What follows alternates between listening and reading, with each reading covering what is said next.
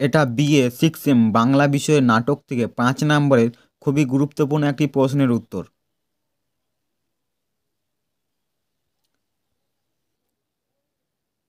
প্রিয় বর্ধমান বিশ্ববিদ্যালয় বন্ধুরা, হ্যাঁ তোমরা একদম ঠিকই শুনেছো।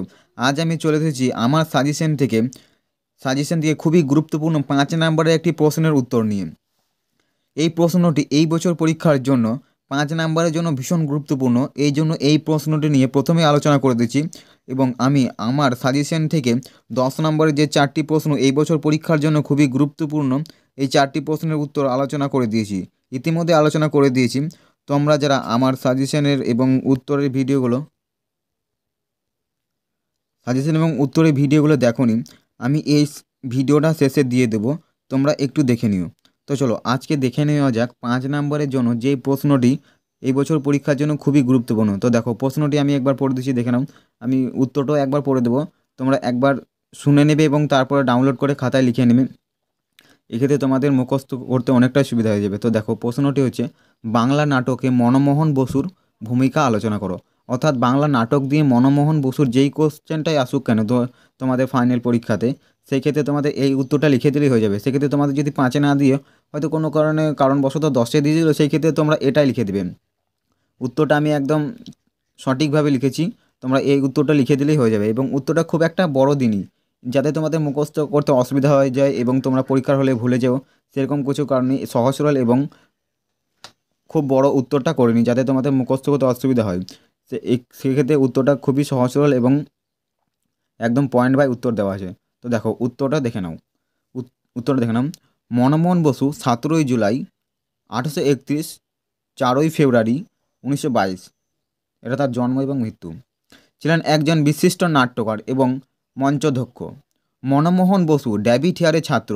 এটি মনমোহন বসু কার ছাত্র? ডেভিড হিয়ারের ছাত্র। এবং কবি ঈশ্বর গুপ্তের শিষ্য ছিলেন। ছাত্র অবস্থাতেই তিনি সংবাদপত্র প্রভাকর এবং তত্ত্ববোধিনী পত্রিকার প্রবন্ধ লিখতে থাকতেন। বুঝতে পারলে এটা? এবং সেকেন্ড পার্টে দেখে নাম 2 নম্বর। 1872 খ্রিস্টাব্দে তিনি মধ্যস্থ নামের একটি সাপ্তাহিক পত্রিকা প্রকাশ করেন। তিনি ছিলেন এই পত্রিকার সম্পাদক। পরে এই পত্রিকা পেক্ষিক এবং মাসিক রূপে প্রকাশিত হয়েছিল।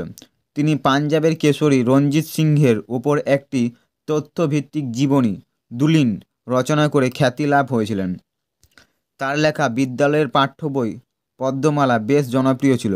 শুরুর দিকে মনমোহনের যাত্রা হাফ আখড়াই পাঁচালী কীর্তন বাউল নানা বিষয়ে সঙ্গীত রচনা করতেন। পরে পেটে দেখলাম তৎকালীন যুগে যাত্রার নাম খুবই নিচু স্তরে নেমে গিয়েছিল। মনমোহন যাত্রাকে উন্নত করে মানুষের কাছে গ্রহণযোগ্যতা বাড়াবার চেষ্টা করেন। তার রচিত নাটকগুলি বাইরে থেকে আধুনিক নাটকের মতো ছিল, কিন্তু ভেতর থেকে ছিল এই দেশের যাত্রাধর্মী। এই নাটকগুলি যাত্রার মতো খোলা মঞ্চ এবং আধুনিক থিয়েটারের মতো স্টেজ বেঁধেও অভিনয় করা যেত। এই সময়ে তিনি বেশ কিছু নাটক রচনা করেছিলেন। রামা অভিষেক তার প্রথম অভিনয় 1868 খ্রিস্টাব্দে, সতী 1874 খ্রিস্টাব্দে, হরিশ্চন্দ্র 1875 খ্রিস্টাব্দে প্রভৃতি নাটকগুলি বহুবার অভিনীত হয়ে খুবই জনপ্রিয় হয়েছিলেন। এই নাটকগুলি তার জনপ্রিয় ছিল। সতী নাটকটি বিয়োগান্তক হওয়াতে অনেক আপত্তি করেন। তাই মনমোহন একটি মিলনান্তক ক্রিয়া অঙ্কন লিখে ছাপিয়ে এর সাথে জুড়ে দেন। বিয়োগান্তক নাটককেও এই রীতি জনপ্রিয় হয়। 1872 খ্রিস্টাব্দে ন্যাশনাল থিয়েটারের প্রতিষ্ঠার উদ্যোগে মনমোহন উৎসাহী ছিলেন। নতুন যুগের এই থিয়েটারকে স্বাগত করে তিনি বর্ষমূর্তি অনুষ্ঠানে বক্তৃতা দিয়েছিলেন। মনমোহন বেশ কয়েকটি রঙ্গলয়ের পেশাদারিভাবে মঞ্চধ্যক্ষের কাজ করেন এবং বাংলা থিয়েটারের যুগ বদলের সন্ধিক্ষণে দাঁড়িয়ে তিনি যাত্রাকে উন্নতি এবং সঙ্গীতের অংশগুলিকে মার্জিত করেন। তো এই হচ্ছে তোমাদের 5 নম্বরে খুবই গুরুত্বপূর্ণ একটি প্রশ্নের উত্তর। তো তোমরা বুঝতেই পারছো প্রশ্নের উত্তরটা আমি কতটা সহজ সরল ভাষায় লেখা আছে, এবং সেক্ষেত্রে তোমাদের মুখস্থ করতে কতটা সুবিধা হয়ে যাবে। এবং খুব একটা বড় দিনই যাতে তোমাদের মুখস্থ করতে অসুবিধা হয়। তো এই প্রশ্নটি তোমাদের 5 নম্বরের জন্য 2024-এর জন্য খুবই গুরুত্বপূর্ণ। কাজে তোমরা এই প্রশ্নের উত্তরটি খাতায় ভালো করে লিখে নিও এবং কয়েকবার শুনে নেবে এবং তোমরা কয়েকবার রিডিং পড়ে নেবে এবং কয়েকবার শুনে নিলে তোমাদের প্রায় হয়ে যাবে। এক্ষেত্রে তোমাদের এটা করে নেবে এর 5 নাম্বারের জন্য। এবং এর পরবর্তী ভিডিওতে আমি 5 নাম্বারে অন্য একটা গুরুত্বপূর্ণ প্রশ্নের উত্তর নিয়ে আলোচনা করব। এবং তোমাদের আরেকটা কথা আমি আগেই বলেছি যে আমার সাজেশনে থেকে প্রত্যেকটি প্রশ্নের উত্তর নিয়ে আলোচনা করব। আমি অলরেডি 4টে প্রশ্নের উত্তর আলোচনা করে দিয়েছি 10 নম্বরে, যে 4টে প্রশ্ন এই বছর পরীক্ষার জন্য সবচাইতে গুরুত্বপূর্ণ, সেই 4টি প্রশ্নের উত্তর আলোচনা করে দিয়েছি। এবং 10 নম্বরে আর হয়তো একটা দুটো আলোচনা করে দেবো, 2-3টে আলোচনা করে দেবো। এবং 5 নম্বরে এইবারে গুরুত্বপূর্ণ প্রশ্নগুলি আগে আলোচনা করে দেবো। এবং তোমাদের যে শর্ট কোশ্চেন করতে হয়, শর্ট কোশ্চেনের একটা ভিডিও আপলোড করে দিয়েছি। তোমরা যারা আমার এখনও ওই ভিডিওগুলো দেখোনি, ভিডিওগুলো দেখে নিও। তো চলো আজকের ভিডিওটা এই অবধি, দেখা হচ্ছে পরবর্তী ভিডিওতে।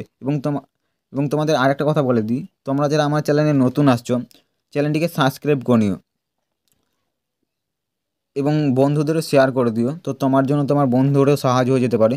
তো চলো আজকের ভিডিওটা এই অবধি, এবং ভিডিওটা এতক্ষণ দেখার জন্য তোমাদের অসংখ্য ধন্যবাদ। তো চলো দেখা হচ্ছে নেক্সট ভিডিওতে। চলো।